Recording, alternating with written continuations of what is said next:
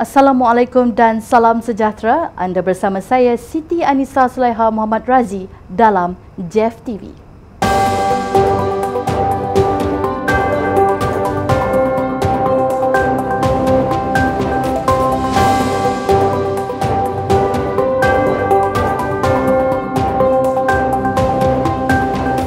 Pada 26 dan 27 Ogos yang lalu telah diadakan lawatan kerja pemangku ketua pengarah JEF ATM dan delegasi JEF ATM di sekitar negeri Perak. Pada 5 September 2022, pengarah JEF ATM Cawangan Negeri Sabah Major Nur Khairi bin Abdul Rahman dan warga kerja telah melakukan lawatan tinjauan tapak bawah program inisiatif perumahan Veteran ATM Bina Baru di Kampung Gudun, Sepanggar. Aplikasi perlindungan Kod 7 ialah aplikasi keselamatan komuniti pertama di dunia yang memberikan pengguna rasai perlindungan sama ada mereka berada di rumah atau di tempat kerja. JEF ATM dengan jayanya telah melaksanakan pelbagai inisiatif serta program-program yang bermanfaat khususnya buat para veteran ATM. Pada 26 dan 27 Ogos yang lalu telah diadakan lawatan kerja pemangku ketua pengarah JEF ATM dan delegasi JEF ATM di sekitar negeri Perak. Pengarah JEF ATM Cawangan Negeri Perak, Major Izhar Hayatul Isra bin Ahmad Zubir bersama penolong pengarah Lieutenant Feruza Ashraf bin Hashim TLDM, penyelia Sarjan Muhammad Zulfahmi bin Jaafar dan warga kerja telah mengiringi pemangku ketua pengarah JEF ATM Puan Syarina binti Kasim serta delegasi dalam program cakna dan lawatan kebajikan di sekitar daerah Ipoh, Perak. Program cakna dan lawatan kebajikan ini merupakan inisiatif diunjurkan JEF ATM bagi mendengar bersama keluhan kesah para veteran ATM yang hidup serba kekurangan di negeri Perak itu. Dan telah diadakan juga penyerahan kunci rumah di bawah program inisiatif perumahan veteran ATM kepada 2 orang penerima bantuan perumahan. Pada 1 September 2022, pengarah JEF ATM Cawangan Selangor dan Wilayah Persekutuan Komander Azman bin Yusuf TLDM bersama Penasihat Persatuan Veteran Angkatan Tentera Tidak Berpencen Datuk Seri Muhammad Yusof Saidin telah membuat lawatan cakna veteran ke atas seorang veteran ATM yang dilaporkan telah sakit sejak 3 bulan yang lalu. Hasil siasatan mendapati veteran ATM Encik Idris Meminin yang berumur 85 tahun merupakan tentera yang berkhidmat semasa zaman pemerintahan British.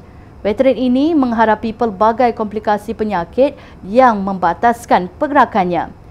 Pihak JEF Cawangan Negeri akan memproses keperluan permohonan kebajikan veteran sebaik penilaian diperakui. Pada 5 September 2022, pengarah JEF ATM Cawangan Negeri Sabah Major Nur Khairi bin Abdul Rahman dan warga kerja telah melakukan lawatan tinjauan tapak bawah program inisiatif perumahan Veteran ATM Bina Baru di Kampung Gudun, Sepanggar.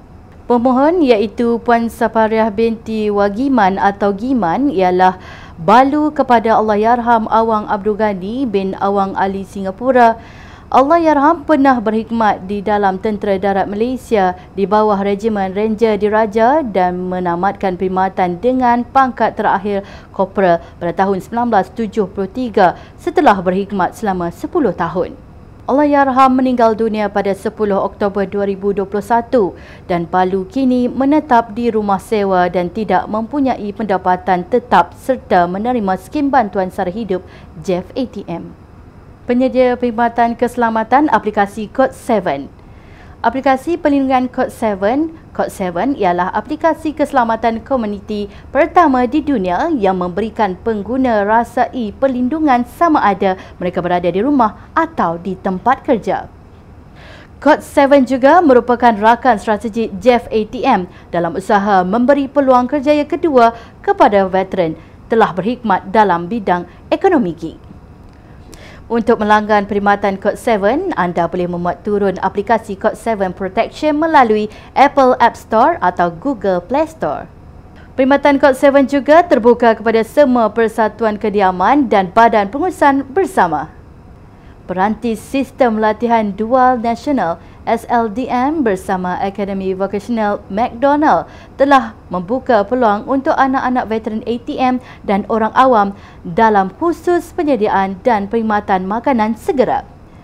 Peluang ini terbuka buat 1,000 orang anak-anak veteran ATM dan 4,000 anak orang awam. Program pendidikan ini akan berlangsung selama 18 bulan yang diiktiraf oleh Kerajaan Malaysia.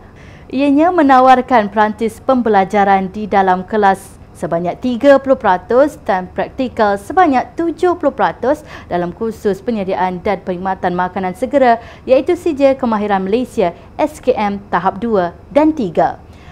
Pelbagai manfaat dapat diperolehi hasil daripada program yang bakal disertai. Untuk maklumat lanjut, anda boleh melayari laman sesawang atau media sosial JEF ATM.